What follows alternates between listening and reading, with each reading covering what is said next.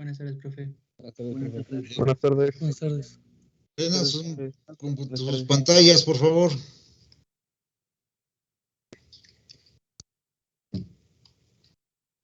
¿Qué pasó, Rodrigo? ¿Cómo estás? ¿Qué tal, muchachos? Buenas.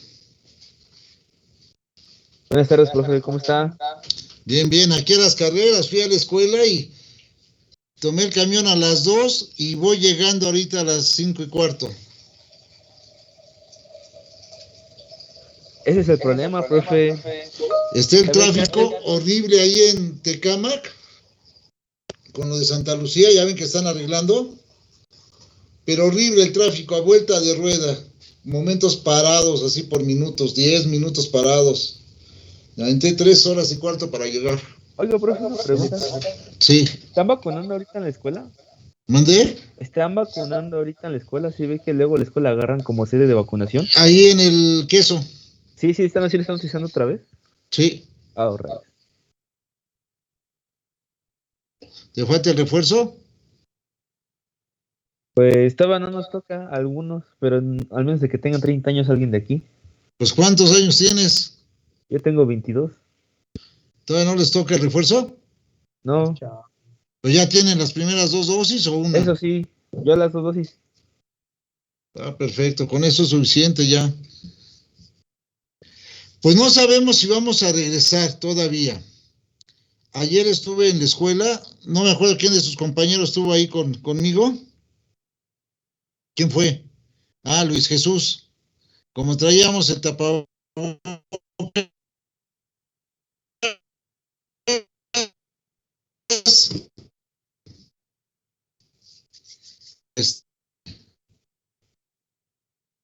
andábamos viendo lo de la ventilación y no era posible. No hay ventilación. Los aires acondicionados lo único que van a hacer sería circular el aire ahí mismo y no nos sirve de nada. Entonces tiene que haber una circulación, flujo de aire que entre y salga. Entonces al parecer nos van a adaptar, sí autorizan el presupuesto, unos extractores que metan el aire del pasillo hacia los laboratorios y otros extractores del otro lado que saquen el aire del laboratorio ayudándonos con la puerta abierta. Pero una es el presupuesto y dos, que autoricen pues de mes y medio a 2 meses, se nos va a ir el semestre. Y en el caso de computación, el personal de la mañana se me jubilan y se van de licencia y eso no lo podemos detener, entonces nos quedamos sin personal en la mañana para atender los laboratorios, entonces no vamos a tener manera de impartir clases de computación de manera presencial. En la tarde sí, pero pues no podemos llevar a unos y a otros no. Entonces van a ser pues todos parejos, ¿no? Lo más probable es que sea a distancia la parte de computación. De todos modos yo les voy a confirmar bien cómo está todo esto. Ya ayer también el jefe de laboratorios llevó unas cámaras, porque no todas se adaptan al equipo que tenemos, a las Dell, máquinas Dell, que aunque tienen un procesador ya de 4ª generación, pues ya son viejitas, ya tienen 10 años esos equipos. Ya vamos en la 11ª generación, profe. Ajá, entonces, no todas las cámaras funcionan, ya compró 3 y ayer sí funcionó la tercera y los audífonos. Entonces, pues vamos a ver si nos autorizan comprar, pues al menos una para poner en cada laboratorio, una para cada laboratorio 11, y pues ahí poder impartir las clases en un momento dado, ¿no? Los que vayan al laboratorio. ¿Y con el audio? ¿Cómo se va a hacer? ¿El audio? Ajá, no, porque, con el micrófono diadema con diadema. Vamos a ver cómo lo resolvemos también esa parte. Pues es que ya desgraciadamente también el equipo está viejito. Bien. Ya están la mayoría, ¿no? 2, 4, 6, 7, 14 y 11, 25. Bien. Les voy a compartir la pantalla. Yo aquí los estoy viendo, no se preocupen.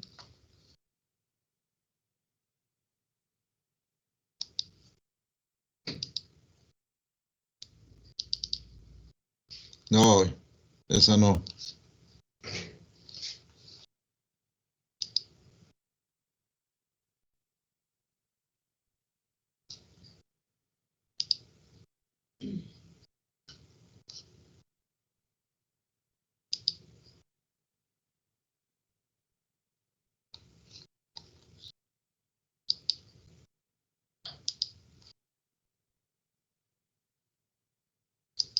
¿Se ve?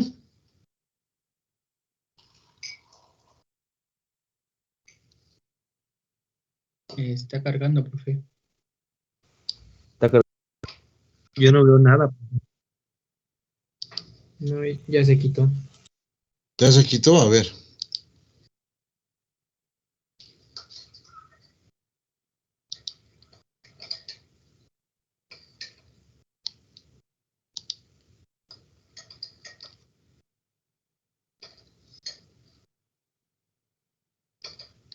Ustedes me dicen, Ya, profe, ya se ve. ¿listo? Ok, Ahora sí ya se ve, profe. perfecto. Bien.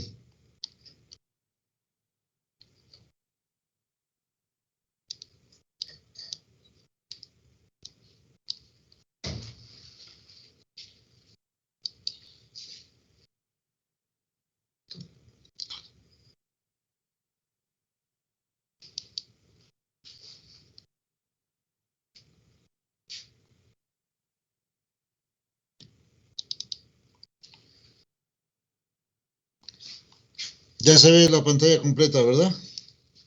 Ya, profe. Ok, Ya, bien. profe. La unidad 1 corresponde a temas de errores y graficación. Entonces vamos a ver los antecedentes.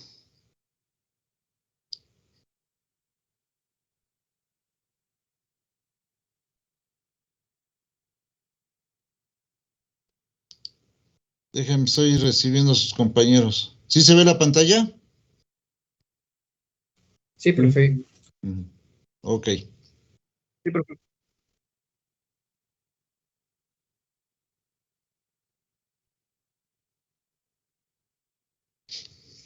Listo, bien. Entonces tenemos errores y graficación. ¿Por qué estudiar métodos numéricos? Normalmente en la vida real no trabajamos con ecuaciones simples. Lo que hacemos es analizar fenómenos físicos o naturales del mundo real. Y una de las problemáticas que se presentan es que a veces esos fenómenos son muy complejos. Un ejemplo muy claro de eso es la fabricación del cemento. El cemento lleva 14 parámetros dentro de su producción, de su proceso de fabricación. Lleva humedad, viscosidad, temperatura, aglutinamiento, etcétera, y son 14 los parámetros. Entonces imagínense representar esos 14 parámetros en una ecuación o en un sistema de ecuaciones, según lo que más se nos facilite o cuál sea el objeto del estudio. Entonces, eso hace que a veces por métodos tradicionales sea muy difícil de resolver. Entonces, para eso son los métodos numéricos. Es el as bajo la manga del ingeniero. Ahí, como ven en el texto, dice: los métodos numéricos son una herramienta poderosa para resolver los problemas que no se pueden resolver de forma analítica, pero me permiten obtener una solución numérica aproximada. ¿Esto qué quiere decir? Cuando hablemos de métodos numéricos y de los cálculos correspondientes, lo que voy a tener va a ser una aproximación, y esa aproximación va a llevar un error. Pero al hablar de error, no hablo de equivocación, sino de una desviación con respecto a un valor verdadero. Entonces, por ejemplo, aquí tenemos en una línea de tiempo un valor inicial de un fenómeno cualesquiera y me debe llevar a un valor ideal. Pero en algún momento determinado, ese fenómeno, al ir calculando los valores, nos desviamos y me lleva a lo que es el valor real. La distancia que existe entre el valor real con respecto al valor ideal, ese es mi error. Y repito, no hablo de equivocación, sino de una incertidumbre con respecto al valor verdadero. Esa incertidumbre es esta brecha que aparece aquí. Ahora, para estudiar los métodos numéricos, yo requiero tener conocimientos antecedentes, como es las matemáticas, el álgebra, álgebra superior, álgebra lineal, cálculo diferencial, integral, ecuaciones diferenciales, estadística inferencial, tener los conocimientos de física de tiro parabólico, caída libre, las diferentes leyes de Newton, de Kirchhoff, etcétera. Los procesos básicos de química, ustedes ya llevaron química 2 semestres, y obviamente de programación. Anteriormente todos los cálculos eran a mano y nos tardábamos mucho, usábamos regla de cálculo. Por ahí tengo mi regla de cálculo todavía, se las enseño a la próxima clase, y era muy talachero hacerlo.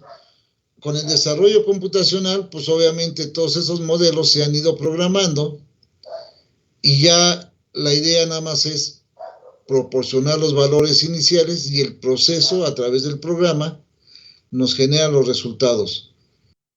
Hemos tenido por experiencia, aquí vamos a inventar las ecuaciones, no las vamos a usar unas de ejemplo ya predeterminadas, pero otros ejercicios los vamos a inventar. Y me ha salido que, bueno, nos damos cuenta que llevamos aquí en la clase, termina la clase, no lo terminamos el ejercicio, lo dejamos de tarea, les decía, van a programar esos métodos en Excel, y ya sus compañeros pues, han alcanzado 32,000 y tantas iteraciones. Cada iteración lleva en los primeros ejemplos 4 cálculos, que son la aproximación del valor de la ecuación, más los cálculos de los errores. Entonces imagínense 32,000 y tantos cálculos, cada uno de ellos con 4 cálculos a su vez. Estamos hablando de 120,000 cálculos que a mano son difíciles de resolver. Nos llevaría mucho tiempo y ya con el ámbito computacional, con la programación, pues podemos resolverlos. ¿Cuál es el objetivo de los métodos numéricos? Pues solucionar problemas de ingeniería y otras áreas del conocimiento del mundo real. Les decía, por ejemplo, ahí tengo yo ahí como base una planta de una armadora como imagen y es ya todo es bien automatizado. Entonces necesitamos calcular los tiempos y movimientos, necesitamos calcular la temperatura de un motor, en cuánto tiempo se va a enfriar podemos calcular cuántos operarios requiero para esa línea de producción. Todos los diferentes métodos, las áreas de los diferentes métodos numéricos me van a permitir calcular esos valores de una manera aproximada. Y estos errores, a su vez, me van a permitir determinar cuál es la exactitud y la mejor aproximación del estudio de este fenómeno. Junto con esto, para solucionar esto, los métodos numéricos también se han apoyado en otras áreas del conocimiento. Programación lineal, que corresponde, no sé, han escuchado ustedes la materia de investigación de operaciones. En la mayoría de las ingenierías se da, aquí en la carrera se daba, pero con el plan 2004 lo quitaron y ahorita algunos maestros lo peleamos, pero no lo quisieron meter en lo que está haciendo de rediseño. Pero eso me permite, es donde se hace el estudio a través del método simplex, lo que les decía, calcular, por ejemplo, la cantidad de operarios, me permite a través de los conceptos de teoría de colas, determinar cuál es la probabilidad de que suceda un fenómeno o no, me permite calcular, por ejemplo, las rutas críticas. Ustedes de su casa para la escuela pueden usar 2 o 3 rutas diferentes, ¿están de acuerdo?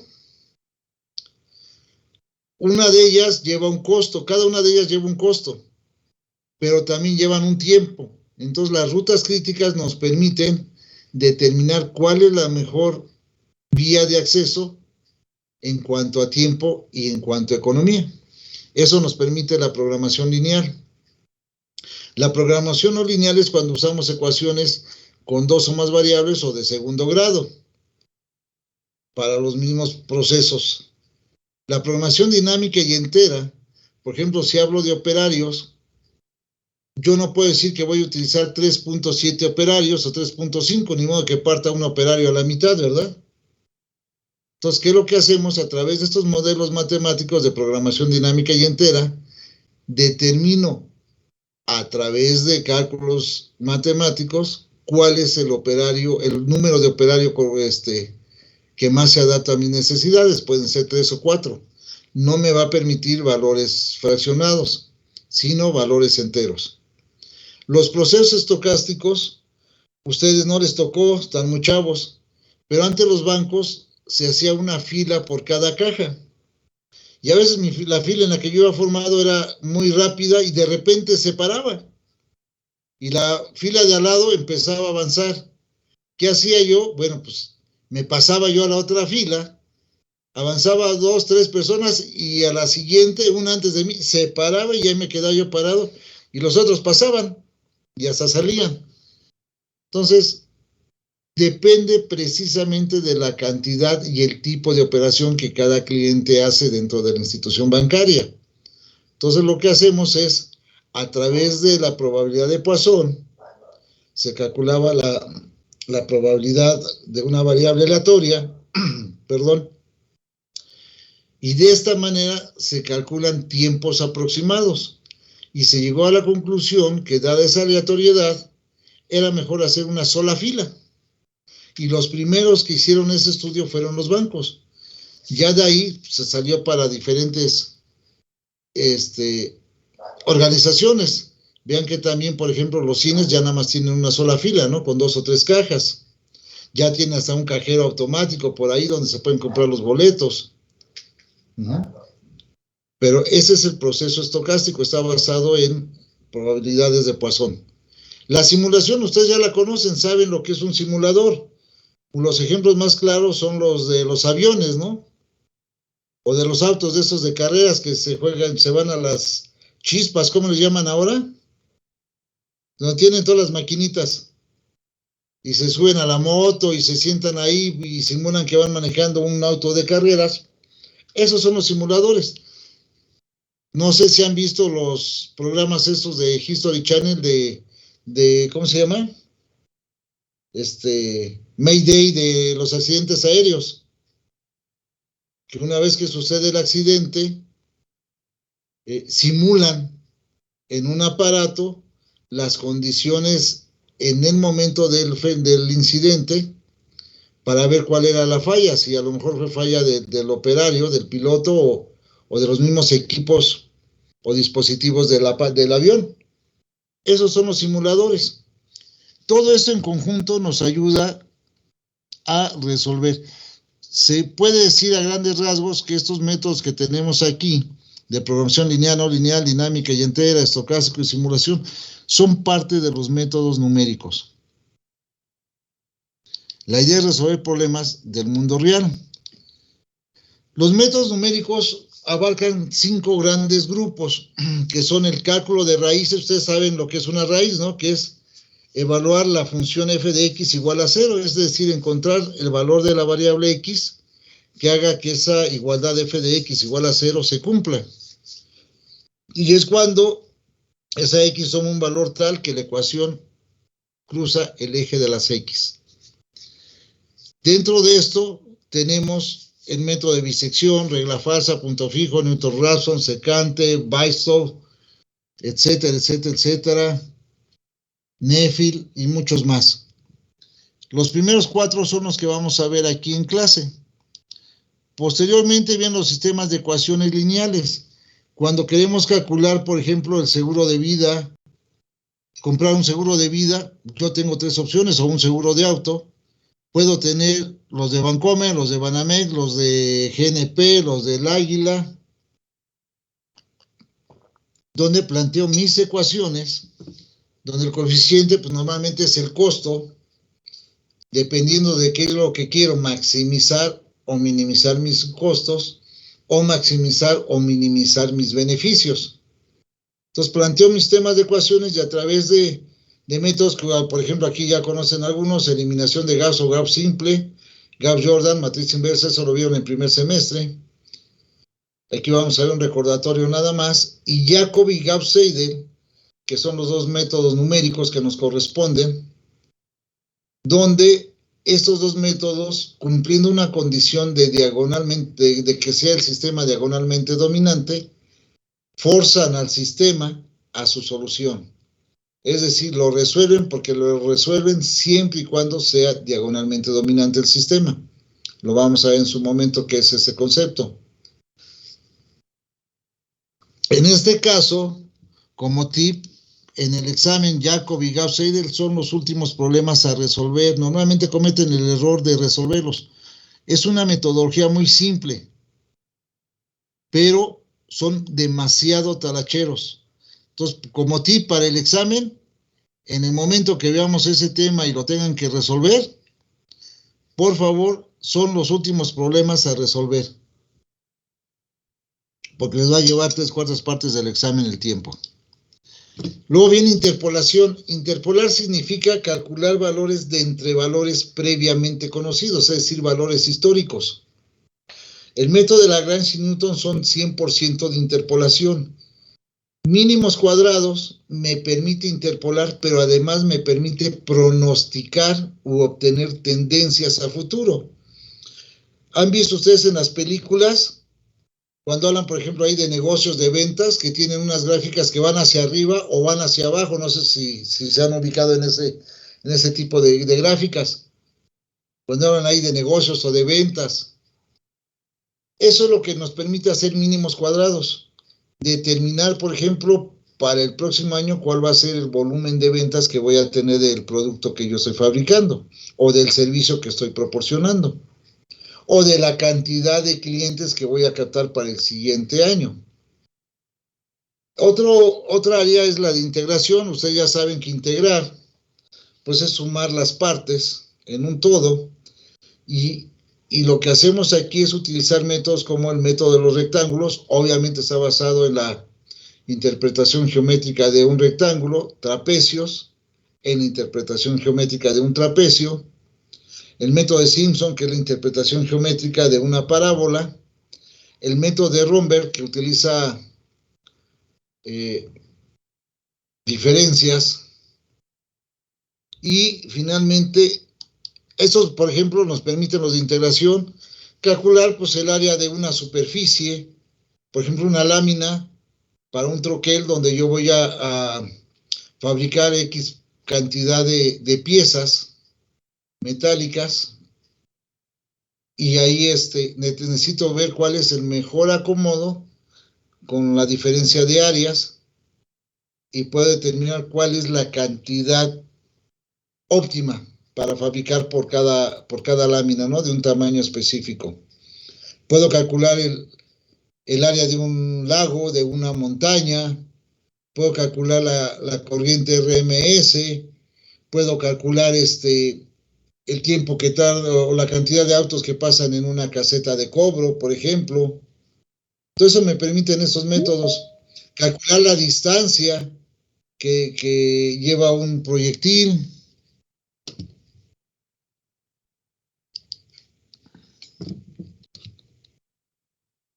Permítame, ¿alguien entró? ¿O quiere entrar? Entré, profe. ¿Tú entraste?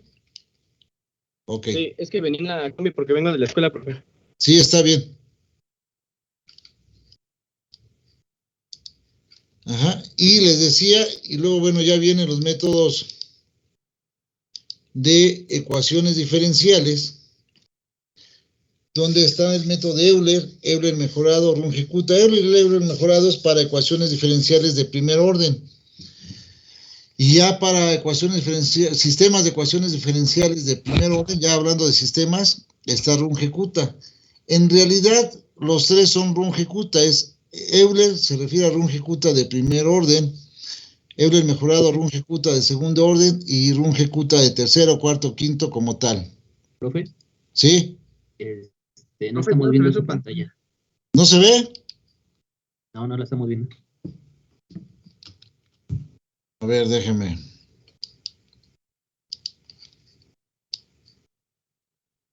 Ah, eso es lo malo de Teams, que si se mueve uno de pantalla se... Ahí ya, ¿verdad?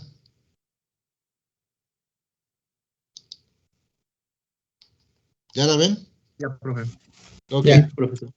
Entonces sí, ahí tenemos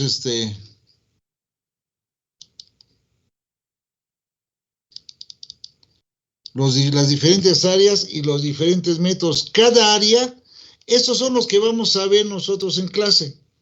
Si se fijan, hablamos de 4, 5, 9, 12, los 3 primeros 15 y los 2 primeros son 17. Romberg, secante, rungecuta, no los vamos a ver, no nos va a dar mucho tiempo.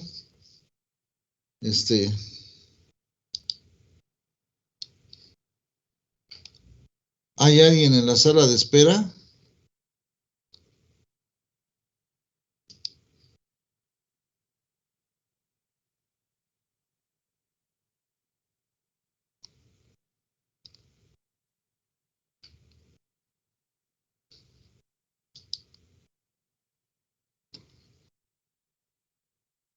¿No hay nadie esperando entrar? No creo, profe.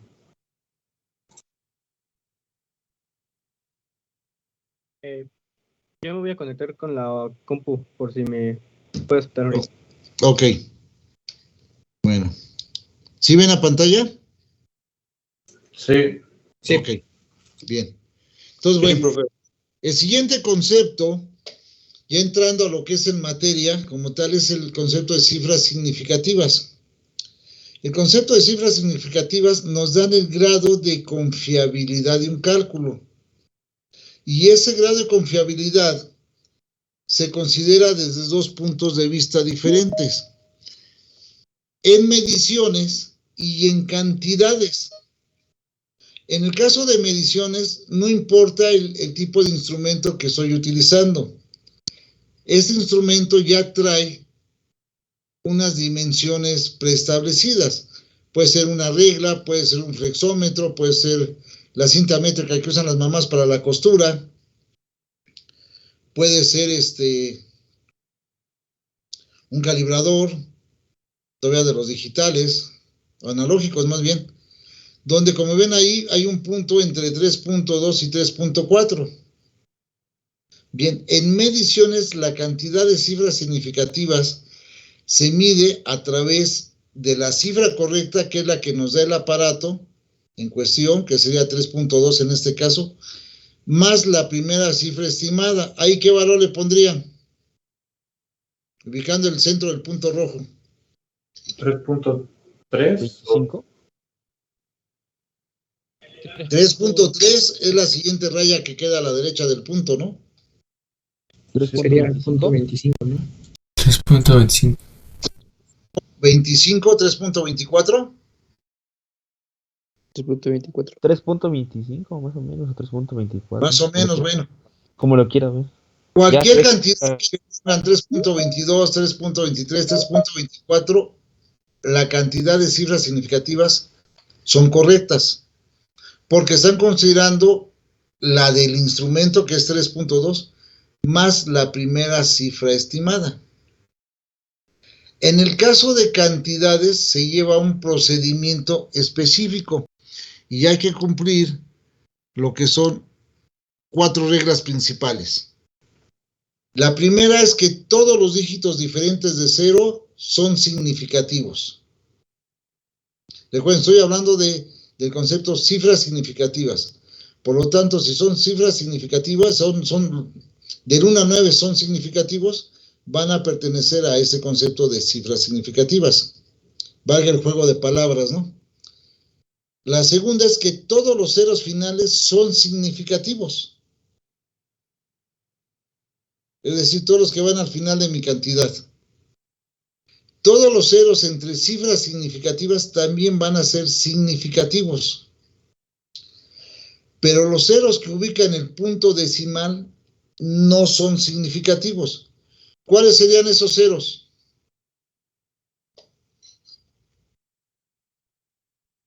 .025, 000.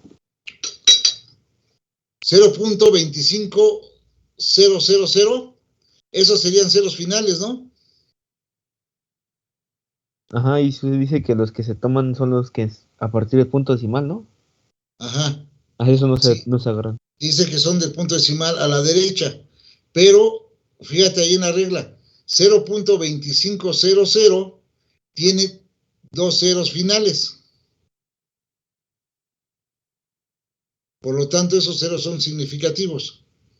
Aquí la pregunta es, ¿cuáles son los ceros que ubican el punto decimal que no son significativos? Rodrigo.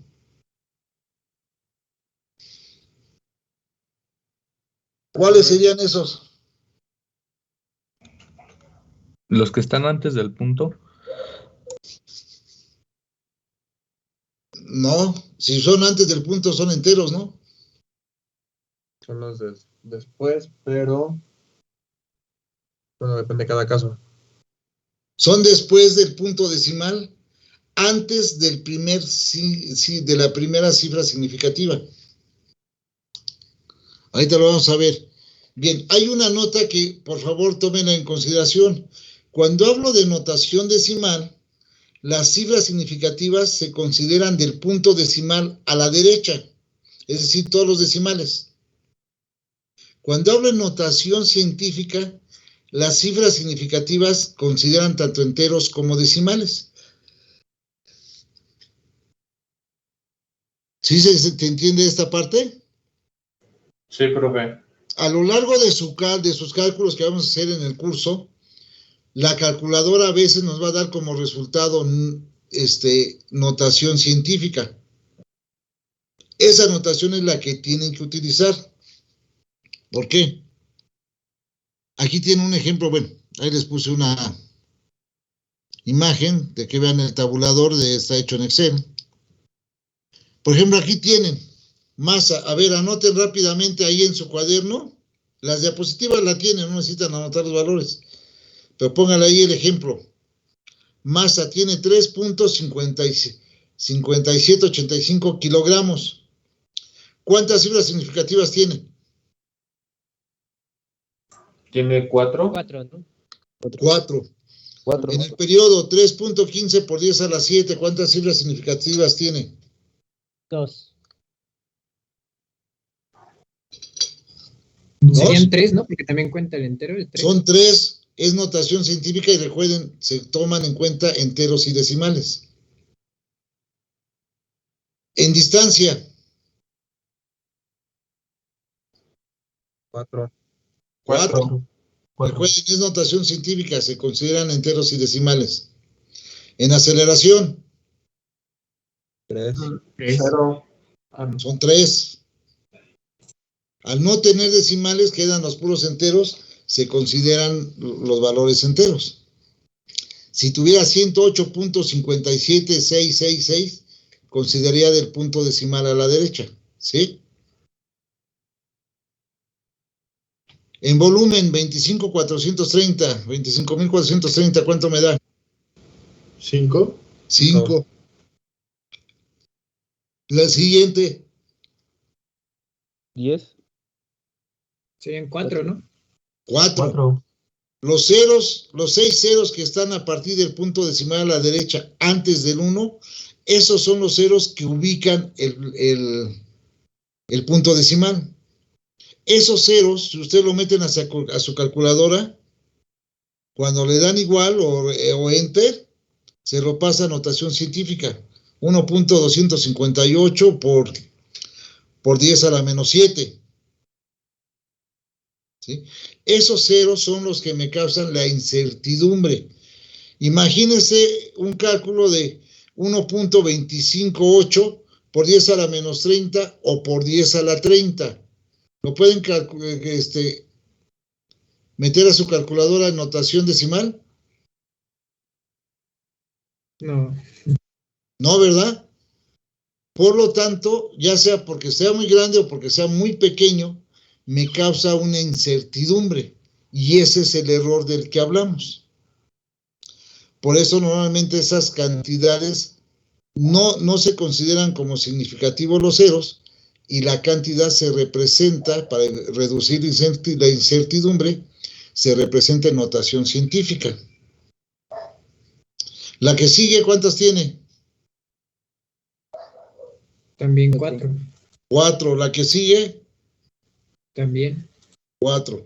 Luego 45.300. 5. 5. 5. 4.53 por 10 a la 4.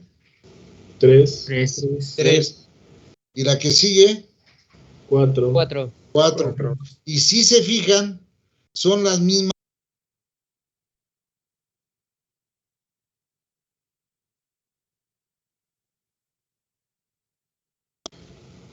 Se silenció, profesor.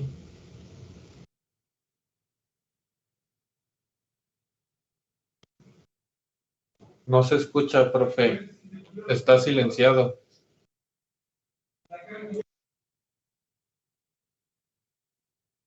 Profe.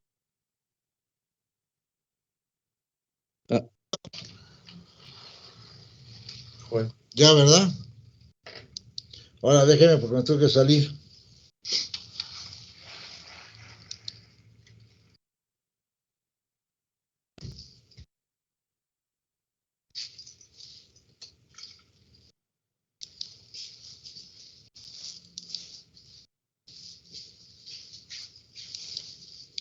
Bien. Ahora aquí tengo una suma. Si realizamos la suma y la multiplicación, el resultado es 771.48. De la suma y de la multiplicación me va a dar 83.000.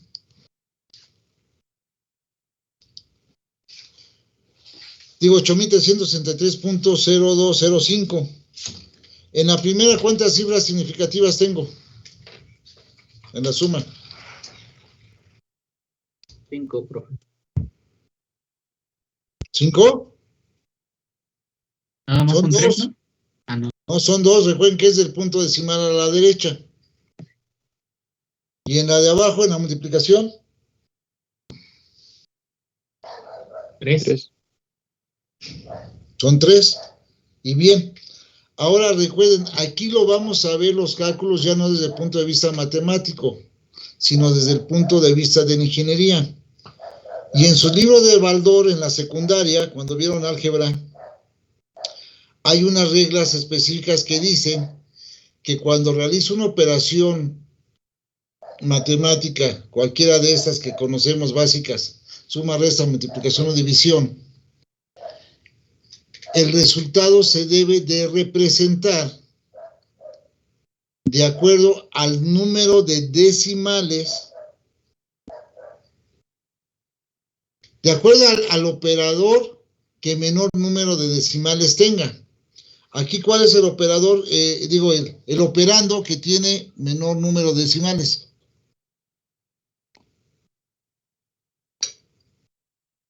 ¿Cuál sería? En la suma, ¿cuál es el operando que tiene menor número de decimales?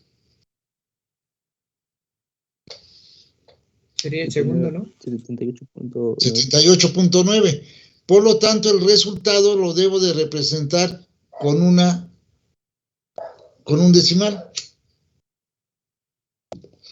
Y el resultado tendría que ser 771.5.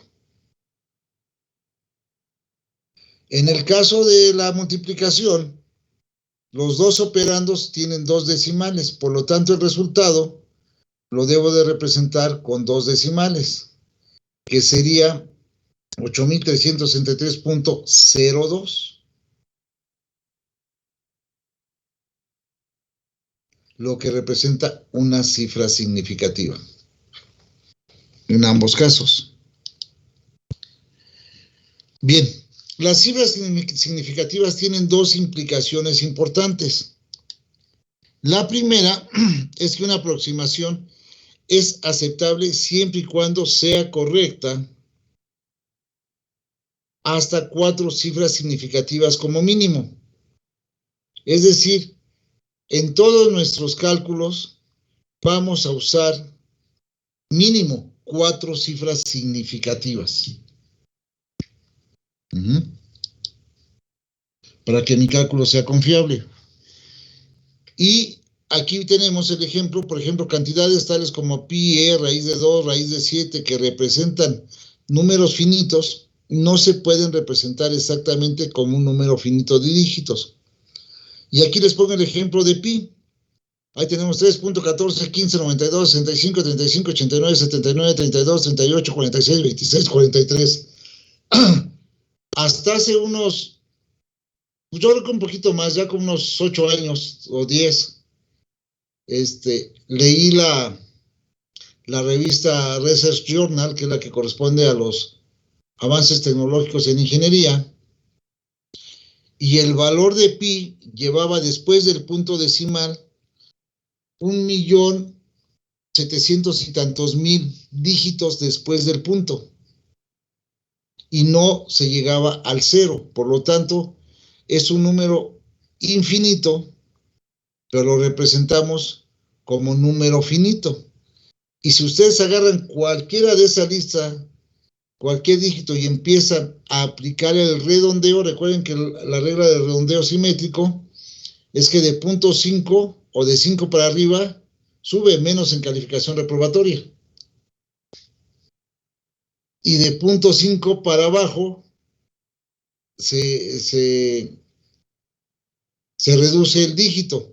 Entonces, si ustedes agarran desde, por ejemplo, voy a agarrar después, a partir del 9, del 79. El 9 va a redondear al 7 en 8. El 8 redondea al 9 en 0. El 0 redondea al 8 en 9. El 9 redondea al 5 en 6. El 6 redondea al 3 en 4. El 4 no redondea al 5, lo deja como 5. El 5 redondea al 6 como 7. El 7 redondea al 2 como 3. Y deja el 9 igual. Y el 9 redondea al 5 como 6. Lo que nos da como resultado el 3.1416, que es el que hemos usado siempre desde la secundaria, ¿se acuerdan? El valor de pi. El valor de E es 2.7182.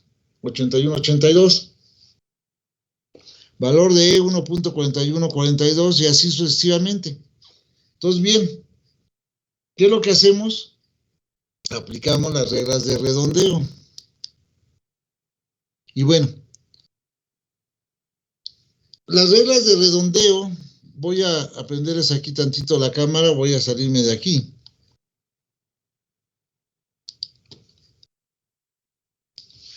Déjenme traer un plumón.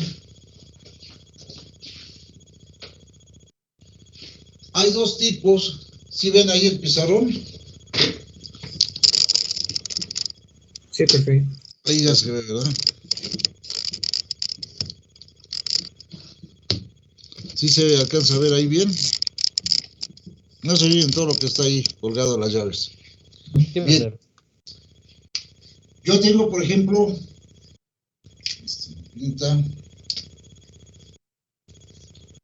5 sobre 3, ¿cuánto me da de resultado?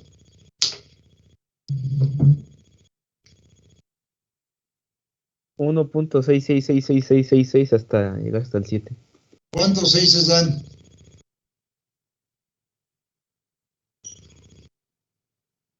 En su calculadora, por ejemplo. 8. 2, 4, 6, 7, 8. ¿Fueron 8 6s? 8 6 y un 7. Y un 7, ok. Perfecto. Entonces, yo lo que puedo hacer es considerar 5 cifras significativas. Por lo tanto, ese es 1.666666. Si lo dejo como tal y trunco ahí la cantidad, estoy hablando que este es un truncamiento.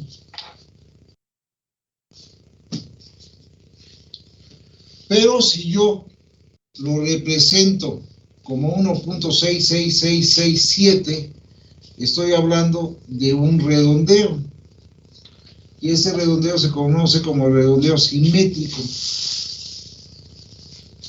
¿Sí? ¿Qué va a pasar con esto? Vamos a suponer que mi valor verdadero fuera 2. ¿Cuál va a ser la distancia con respecto al primer resultado? 0. ¿Qué?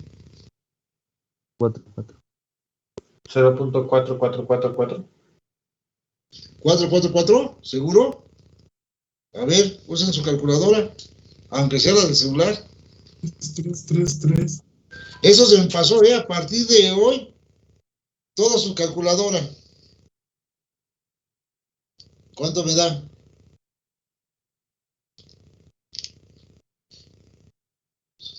Me da 3, pero me da 10 veces el 3, creo.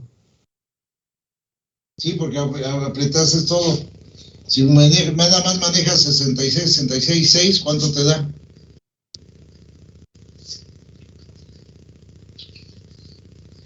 $33,4.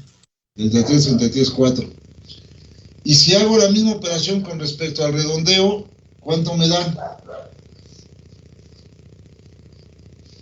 33,3. Si se fijan, el segundo me da un resultado menor. Es decir, la distancia con respecto al valor verdadero, que es el 2, es menor aquí. Entonces me da una mejor aproximación. Y siempre vamos a usar este redondeo simétrico. Cuando ustedes metan sus valores en sus cálculos, lo que van a hacer es siempre redondear. Y es el que vamos a manejar. Si usamos todos los valores de la calculadora en automático nos va a redondear o nos va a truncar según la marca de la máquina. Y eso es lo que vamos a ver. Entonces, este es el concepto de redondeo simétrico, que es el que vamos a utilizar para nuestros escritos. Regreso, quito la cámara y regreso a la presentación.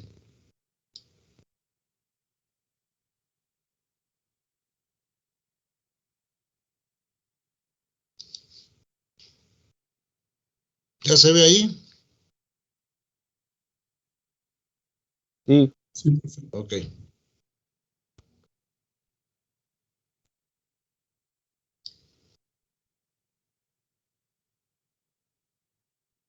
Bien. Entonces entramos al otro concepto, que es el de errores, que está dividido en dos grandes rubros, que es cualitativos y cuantitativos. Los cualitativos se conocen como errores inherentes, de truncamiento, de redondeo y propagados. De esos errores cualitativos no tengo control sobre ellos como analista o como ingeniero. Estos errores dependen básicamente de los dispositivos de cálculo, dependen de las condiciones de trabajo que se tengan, donde la calculadora, les decía, o la misma computadora, nos va a truncar o nos va a redondear dependiendo de su programación. Una Casio tiene una programación diferente a una Sharp y la tiene diferente dentro de la misma marca. Por ejemplo, la 991 MS de Casio es diferente a la 82 de la misma Casio. Entonces, probablemente una trunque y la otra redondee, no sabemos. Eso lo vamos viendo en la práctica. Y ahí no tenemos control sobre ello. ¿Sí? Otro error que puede ser inherente es donde ustedes están enfermos. ¿Qué pasa cuando tienen su periodo de examen? Normalmente les da gripa, ¿no? ¿No les ha pasado? Por la presión, se sienten presionados, la cantidad de trabajos que hay que entregar. Y se enferman, entonces rinden menos para los exámenes. Ya para los últimos exámenes están bien agripados. Y normalmente no tienen control sobre ello. Esos son los errores cualitativos. Los errores cuantitativos sí los puedo calcular y puedo controlarlos. Uno de ellos es lo que veíamos aquí en el pizarrón, los errores de truncamiento y de redondeo, los puedo determinar como lo hicimos aquí en el pizarrón. El error absoluto, que es esto que acabo yo de hacer precisamente, los errores relativos que están basados en el error relativo verdadero o el error relativo aproximado. ¿Eso qué quiere decir? Cuando yo conozco el valor verdadero de mi ecuación o de mi función, puedo determinar su valor por métodos analíticos y aplico el método numérico para comprobar una mejor exactitud, para obtener ese valor. Pero conozco el valor verdadero. En el error relativo aproximado no conozco el valor verdadero. Que eso es lo que sucede en la vida real. No conocemos los valores verdaderos. Entonces, normalmente utilizamos la mejor aproximación. Y finalmente vienen los errores propagados en ambos casos, donde es la suma de todos los demás errores. ¿Sí? ¿Cómo calcularlos? Aquí les decía, los errores inherentes no dependen del analista, corresponden al equipo de medición o de cálculo que se use, corresponden al área de trabajo, corresponden del problema que se trate. A veces el planteamiento del problema lo hicimos mal y esto lo tenemos fuera de control hasta no hacer un análisis correspondiente. El error de truncamiento son aquellos que resultan de una aproximación, no de un procedimiento. Dependen de la programación de los equipos usados. Les digo, la calculadora les va a truncar o les va a redondear. ¿Sí? Aquí tenemos la parte del redondeo. La propagada es la suma de los mencionados. Los cuantitativos, que son los de redondeo, el primero es el error absoluto. ¿Qué es lo que acabo de hacer? Fue la diferencia del valor verdadero menos el valor aproximado. ¿Sí? Que fue el valor verdadero que yo consideré fue 2 y el valor aproximado con 5 cifras significativas fue de 1.66666 en truncamiento y 1.66667 en redondeo. Este es mi valor absoluto. Pero esa cantidad no me dice nada. Es simplemente una cantidad. ¿Qué tan lejos o qué tan cerca estoy en esos ejemplos del valor buscado? No lo sé. Por lo tanto, utilizo los errores relativos.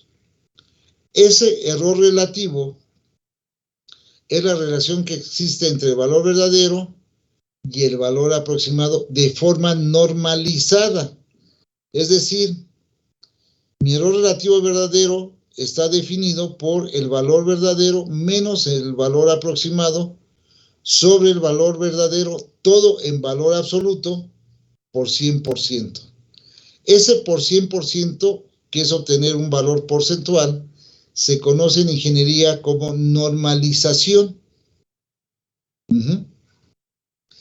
Y el siguiente, que es el error relativo aproximado, que es el que se da en la vida real, donde no conocemos los valores reales y está definido por la aproximación actual menos la aproximación previa entre la aproximación actual por 100%.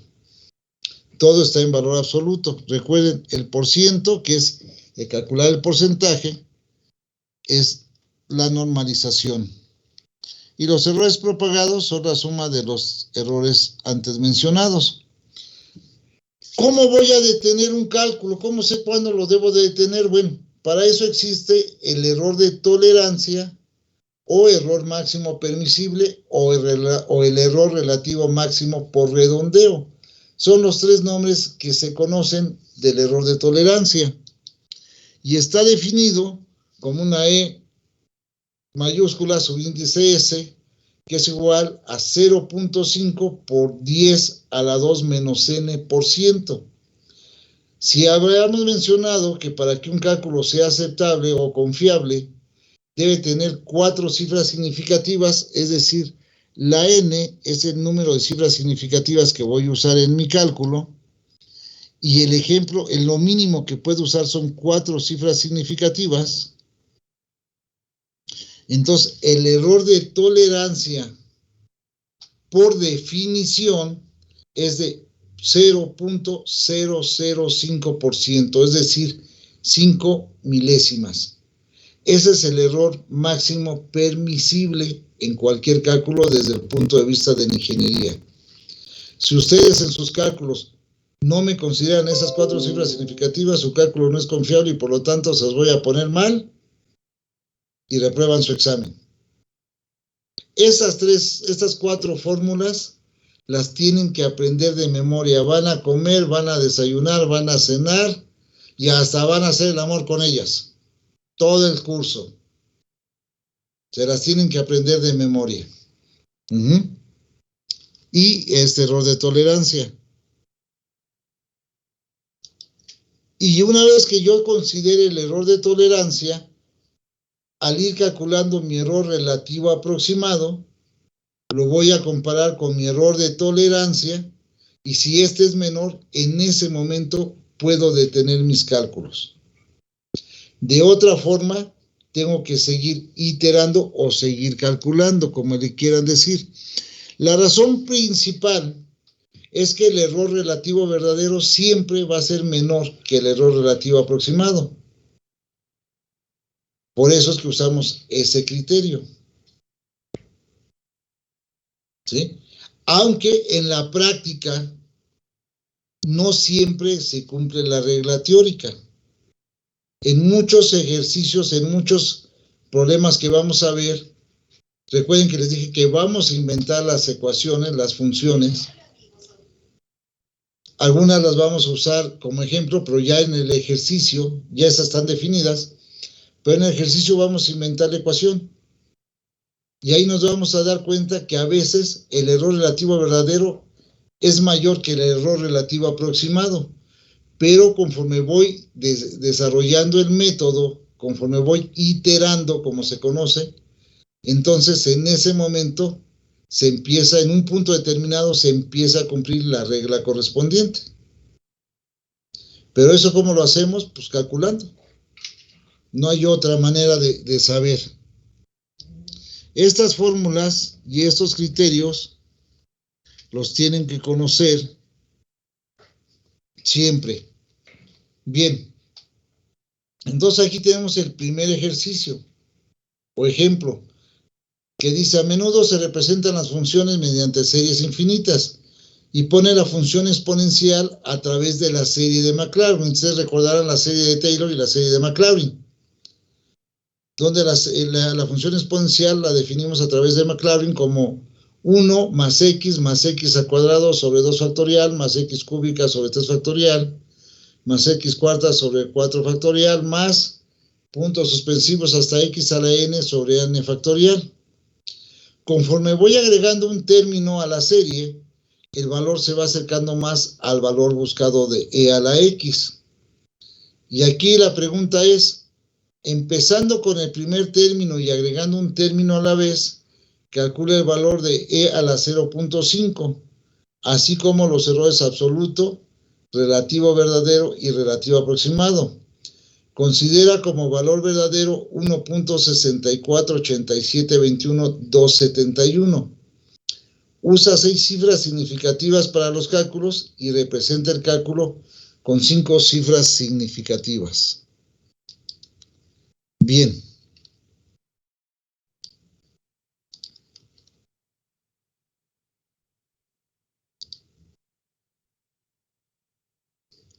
Ok. Entonces, vamos a desarrollar rápidamente este ejercicio, las primeras iteraciones, y ustedes lo van a tener que terminar.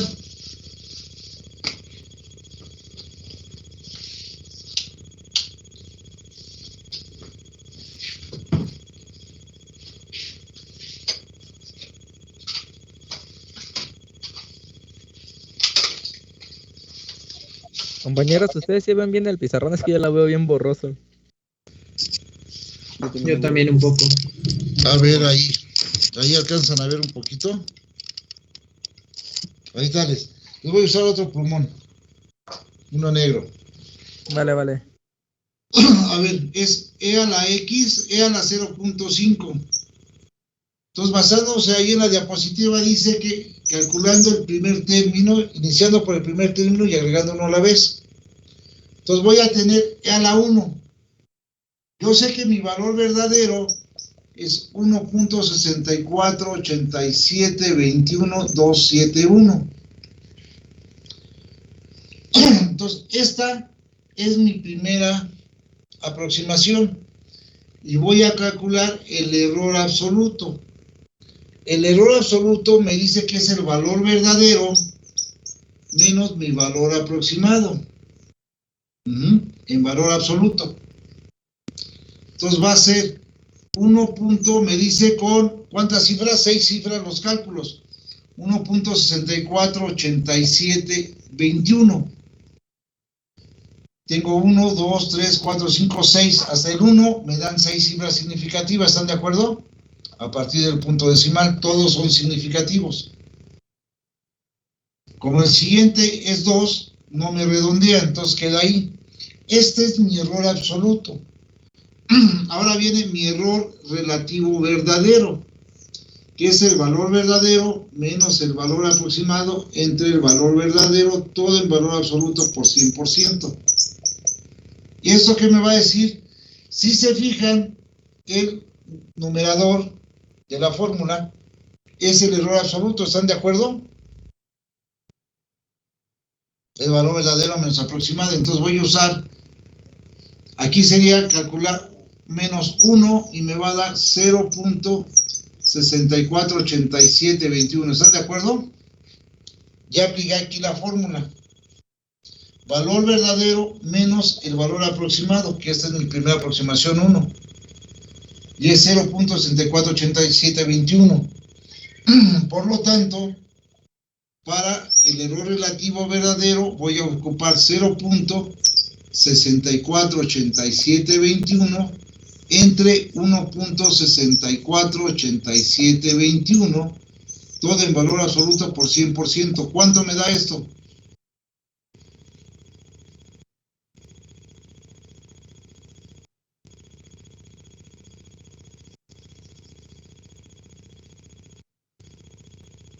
A veces se ve bien borroso toda la... Se ve un poco borroso. Es 0.648721 39. sobre 1.648721 por 100.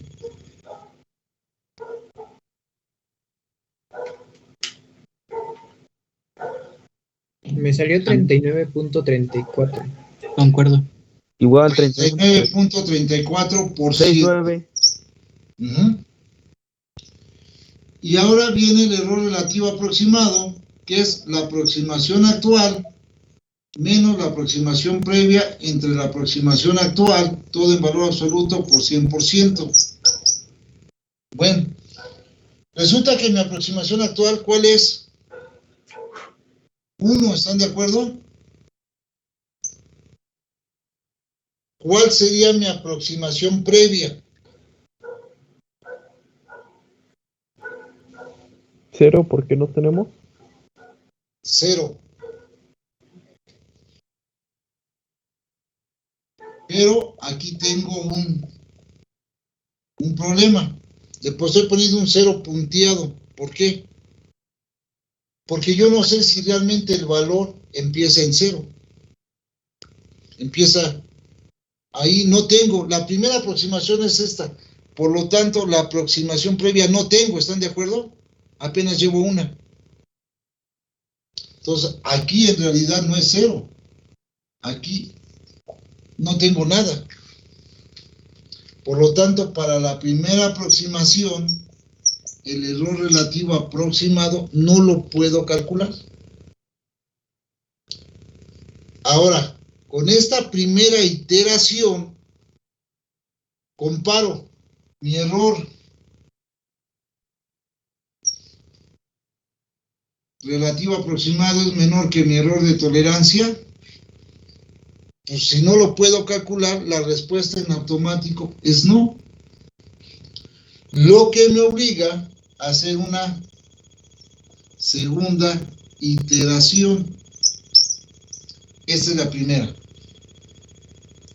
La segunda iteración entonces sería e a la 0.5 es igual a 1 más x. Agrego el siguiente término. ¿Cuánto vale x?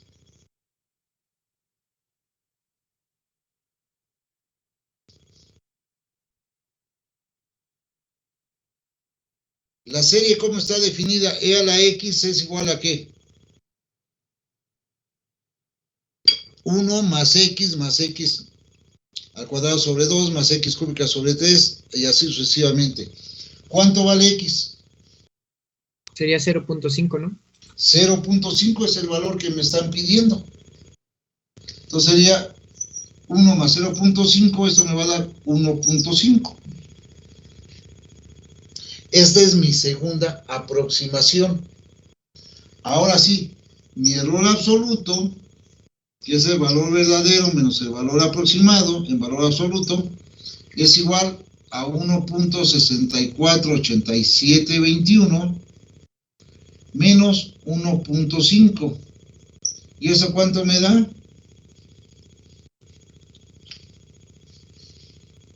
$0.14. No, ya no ven ahí, ¿verdad?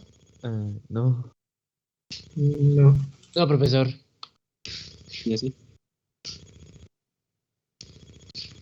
Te creo que el foco les... Ah, es el foco el problema ahí en la parte de El arriba. problema ese que les deslumbra, ¿no? Sí. Está en la parte de arriba. Sí. ¿Aquí ya ven mejor? Y ahí se ve, pues, Déjenme acercar un poquito la mesa. De por sí se ve un poco borroso. Ujú. Y un poquito, no se ve lo de hasta arriba.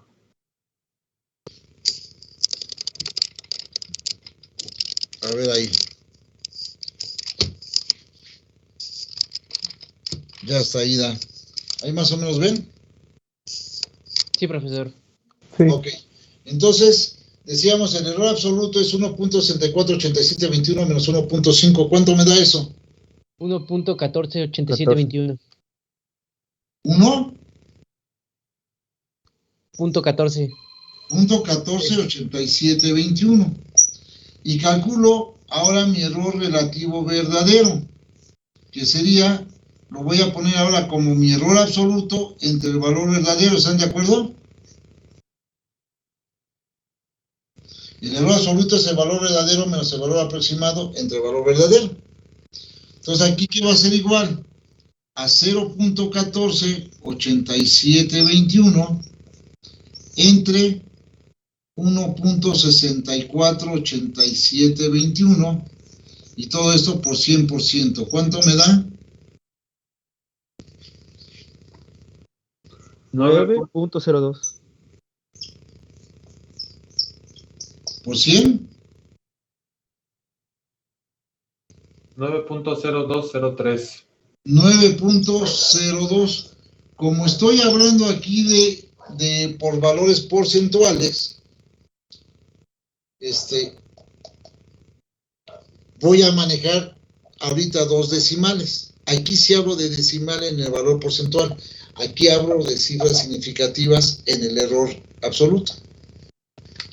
Y ahora sí, calculo mi error relativo aproximado, que es mi aproximación actual menos la aproximación previa entre la aproximación, todo eso entre la aproximación actual, todo en valor absoluto por 100%.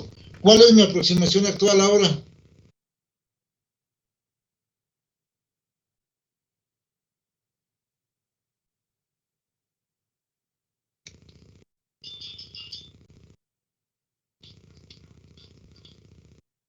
Esa aproximación actual menos aproximación previa entre aproximación actual, todo en valor absoluto por 100%.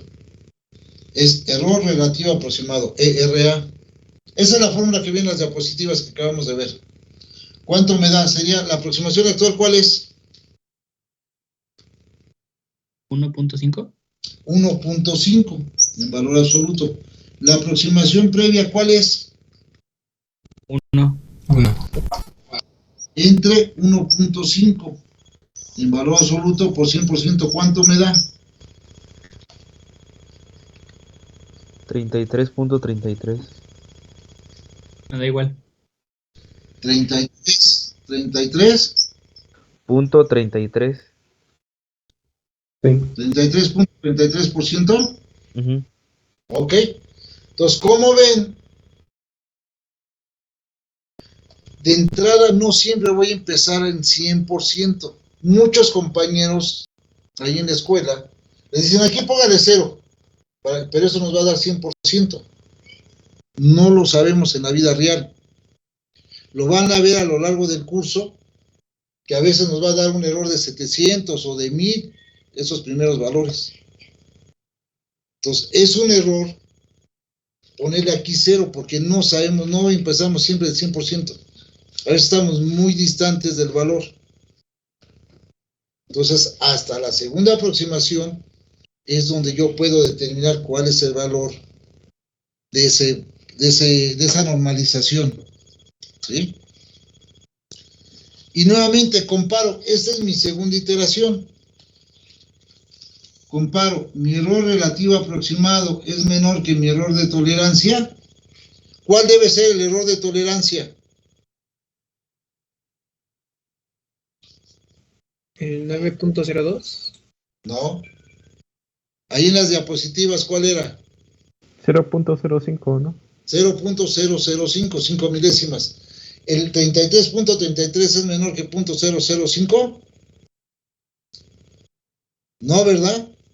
Entonces, por lo tanto, esto no es posible y hago la siguiente iteración. Les mando foto de esto Sí, profe, por favor. para que lo puedan,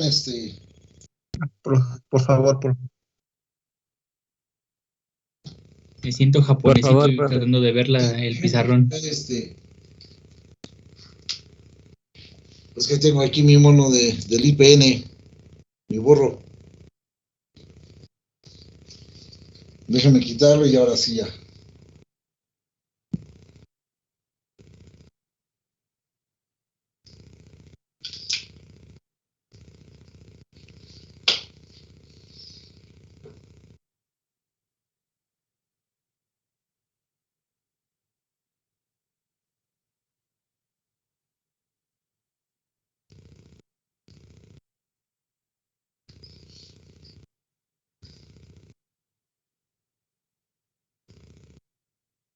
Sí, les voy a estar mandando la imagen para que no tengan problema.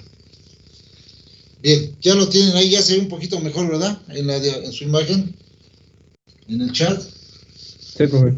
Profe, Voy una a pregunta. darles esto. ¿Pasó Ahora, lista? imagínense estar escribiendo todas estas fórmulas. Ningún jefe, ningún gerente, ningún supervisor, ningún director va a aceptarme un reporte de esta manera. ¿Qué es lo que hacemos? Usamos tabuladores.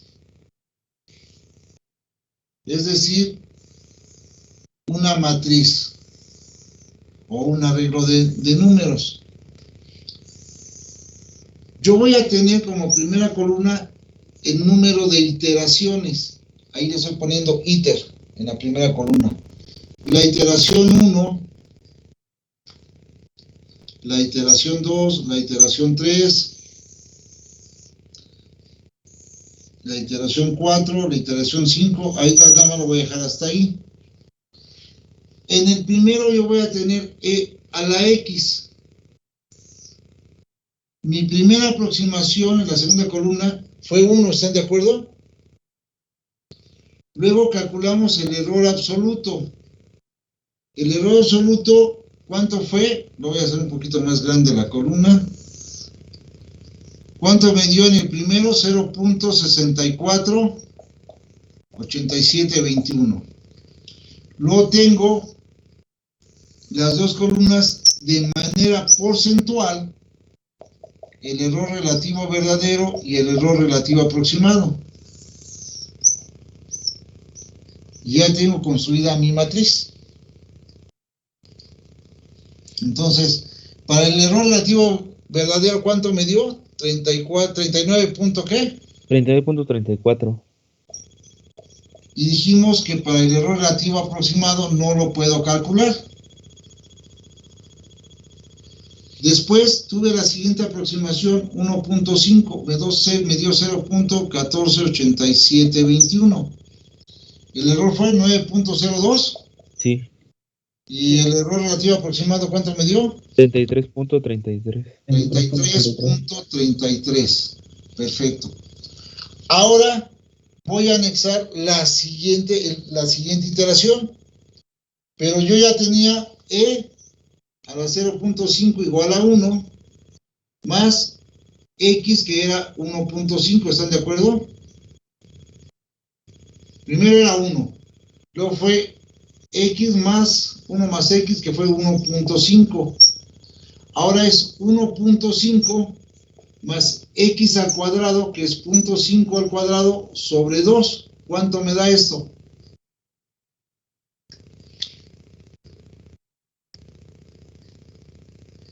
O sea, aquí estoy poniendo, se los voy a poner por pasos.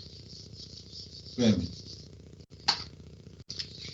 La primera aproximación fue 1, ¿están de acuerdo? Luego la siguiente fue E a la 0.5, que fue igual a 1 más X, y eso me dio 1 más 0.5 igual a 1.5. Ahorita es E a la 0.5, que es igual a 1 más X más... Ya lo voy a poner aquí el resultado anterior, ¿no? Llevo 1.5 más X al cuadrado sobre 2 factorial. 2 factorial es 2, ¿están de acuerdo? Entonces sería 1.5 más 0.5 al cuadrado sobre 2. ¿Cuánto me da esto? 1.600. 1.625. Y lo tenemos aquí, 0.5 al cuadrado me da 0.25, ¿están de acuerdo? Entre 2 me da 0.12, 5.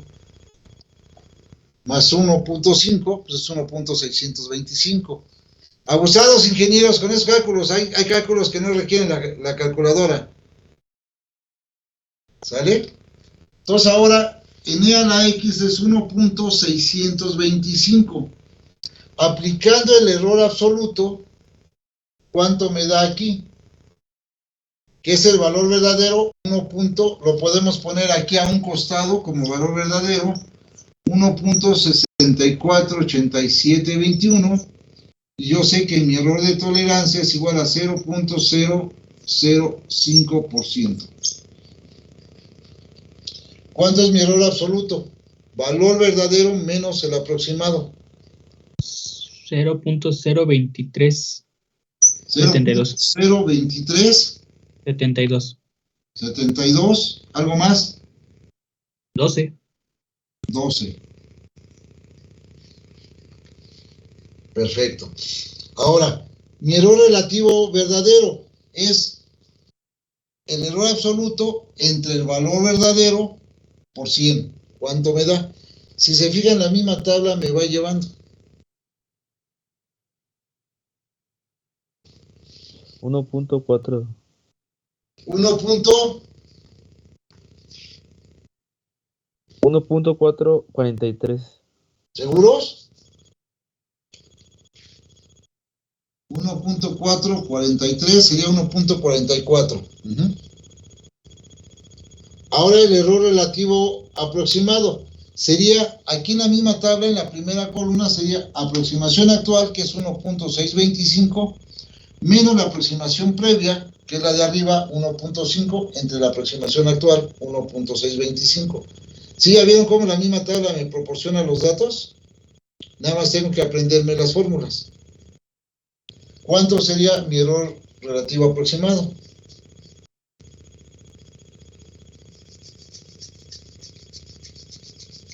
$7.69.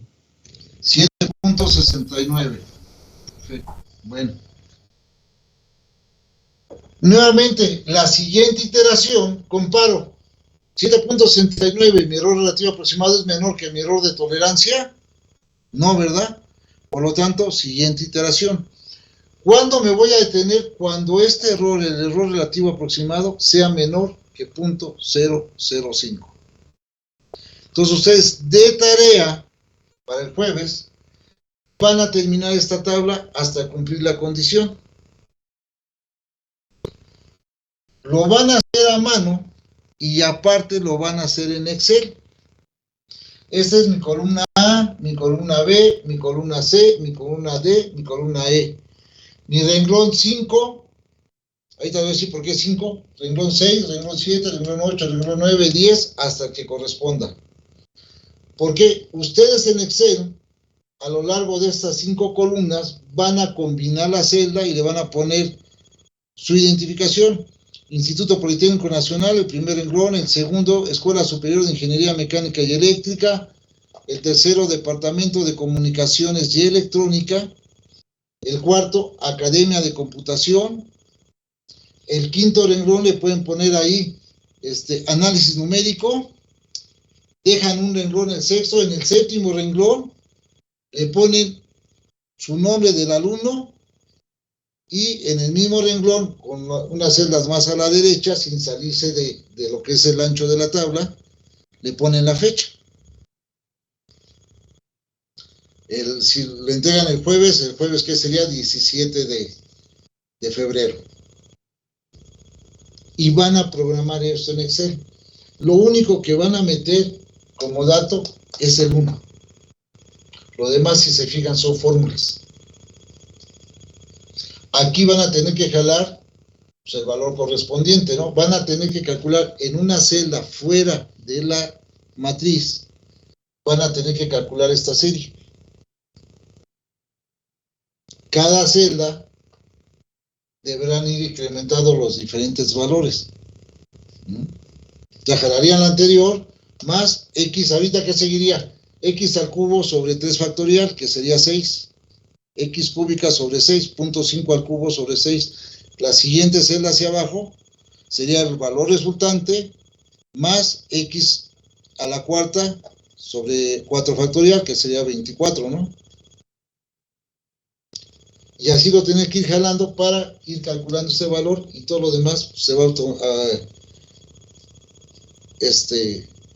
una vez que pongan la primera fórmula, lo demás nada más lo corren, es copiar hacia abajo. Entonces van a empezar realmente en la fila 10 su tabla, porque todo lo demás es su encabezado.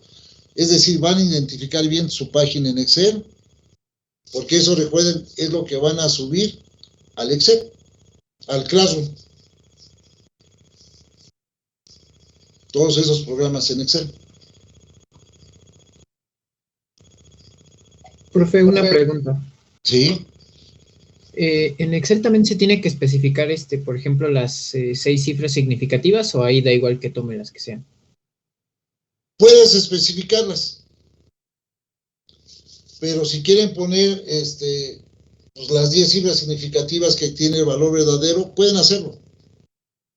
Okay. La ventaja es que ahí nos lo va a permitir. Su calculadora les va a limitar a esos 10 dígitos, pero en la computadora pues les va a permitir calcular hasta 20, 30 dígitos, ¿no? O más. Tiene una mayor precisión. Profe, ¿ya ¿Sale? nos podemos retirar? Ya se pueden retirar. Nos vemos el jueves, por favor. Y ya con esto listo en Excel. Profesor, una pregunta. Esto lo resuelven en su cuaderno a mano, y aparte la programación en Excel. ¿Sí? Sí, una pregunta, dígame. Te pasó lista, ¿verdad? No, ahorita no les pasé lista. Vale, es que entré un poco tarde porque tenía problemas de conexión y ahorita que está lloviendo aquí en mi casa. Sí, no te preocupes, no hay problema. Vale, gracias. Ándeles. Profe, va a pasar la ¿Le puedes tomar foto a lo de... Les tomo foto de esto. Ajá. Sí, de la tarea que dijo. Sí, les tomo la foto de esto, permítame.